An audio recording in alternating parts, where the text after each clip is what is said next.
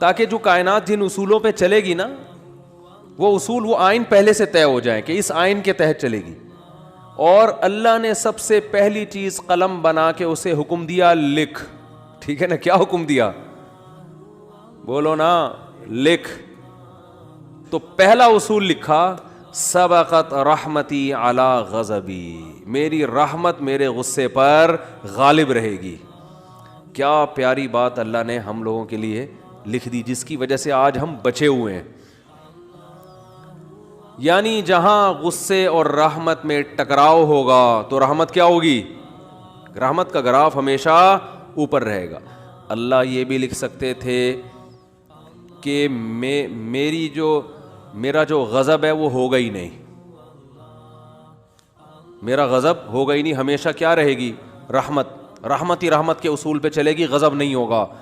تو پھر لوگ پیغمبروں کی نہیں مانتے. قوم عاد، قوم سمود تباہ نہ ہوتی، قوم لوط تباہ نہ ہوتی، فرعون سمندر میں غرق نہ ہوتا پانی میں اور آگ میں نہ جلتا اور جہنم نہ ہوتی. تو اللہ نے یہ نہیں لکھا کہ میرا غضب ہوگا ہی نہیں، بلکہ اللہ نے لکھا کہ غضب بھی ہوگا، رحمت بھی.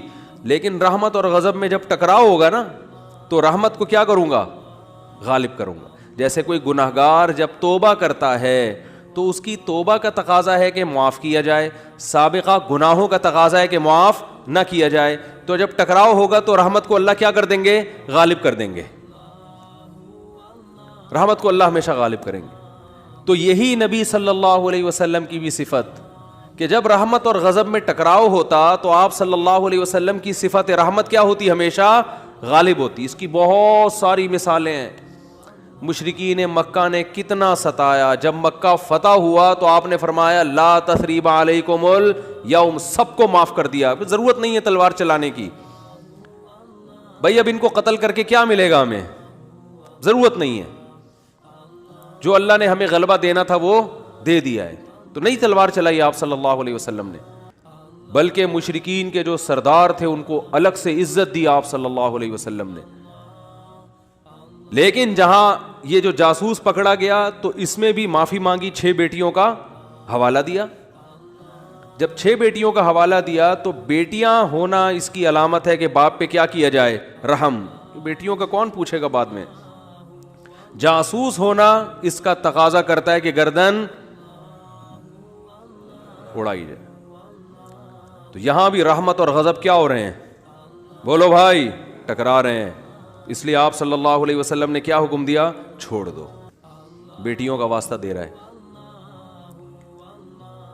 دوبارہ جب پکڑا گیا ہے تو اب بھی اگر چھوڑنے کا حکم دے دیا جاتا تو اس کا مطلب صفت غضب ہے ہی نہیں. اور یہ بہت خطرناک چیز ہے کہ آپ کے اندر غضب کی اور انتقام کی صفت ہی ختم ہو جائے، انتقام لیس ہو جائیں. اس کا مطلب آپ قوم کے لیڈر نہیں بن سکتے، آپ قوم کو گائیڈ نہیں کر سکتے، آپ قوم خود بھی ڈوبو گے، قوم کو بھی ڈبو دو گے، آپ برباد ہو جاؤ گے.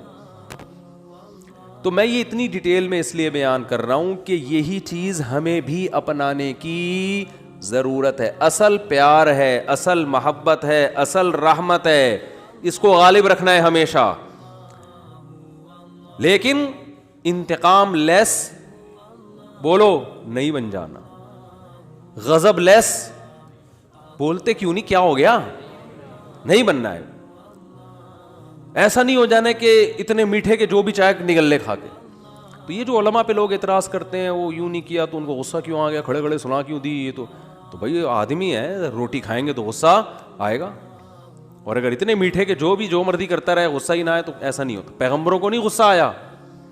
حضرت موسیٰ علیہ السلام کلیم اللہ، صحیح ہے نا، ان کا جلال کیا تھا؟ مشہور تھا. کلیم اللہ تھے، کیسا جلال کے واقعات ہیں. حدیث میں آتا ہے کہ موت کا فرشتہ حضرت موسیٰ علیہ السلام کے پاس آیا انسانی شکل میں. حضرت موسیٰ نے پوچھا کیسے آنا ہوا؟ ٹھیک ہے، کہا موت کا فرشتہ ہوں، آپ کی روح قبض کرنے آیا ہوں. حضرت موسیٰ نے ایک کھینچ کے تھپڑ لگا، اتنی زور سے مارا ان کی آنکھ نکل کے گر گئی نیچے. وہ اللہ کے پاس گئے، اللہ اپنے کس بندے کے پاس بھیجا ہے تو نے مجھے؟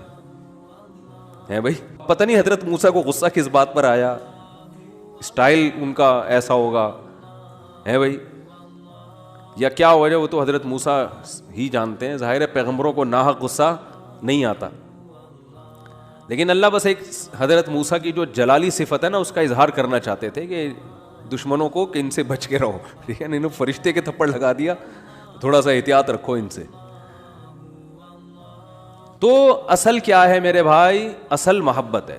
یہ میں اس لیے بتا رہا ہوں کہ بعض لوگ الٹی کوالٹی ہوتی ہے ان کے اندر. اصل غصہ ہے, جب دیکھ لیں غصہ جاری نہیں ہو رہا تو پھر تمیز پہ آ جاتے ہیں وہ, ٹھیک ہے نا. شروع میں کیا کرتے ہیں؟ غصہ اور مار دھاڑ اور گالیاں یہاں سے شروع کرتے ہیں پہلے, یعنی آپشن یہ ہوتا ہے ان کا. اگر اس سے بندہ قابو میں نہیں آیا تو ان کو اندازہ ہو جاتا ہے یہ قابو میں آنے والا نہیں ہے, پھر وہ کس سے بات کرتے ہیں؟ تمیز سے بات کرتے ہیں. بالکل اس کی مثال ہے, ایک آدمی نے کسی کے چاقو رکھا, بولا تیری جیب میں جو کچھ ہے نکال دے, اس نے ٹیٹی نکال دی. اب یہ کہہ رہے تیری جیب میں جو کچھ ہے نکال دے, ٹھیک ہے. یعنی سامنے والا اگر آپ سے بھی بڑا فنٹر نکل آیا, آپ سے بھی بڑا فنٹر نکل آیا, تو پھر آپ کہتے ہو بھائی یہاں تمیز, یا تمیز سے بات کے علاوہ آپ کے پاس کوئی آپشن نہیں, فوراً غصہ ٹھنڈا ہو جاتا ہے.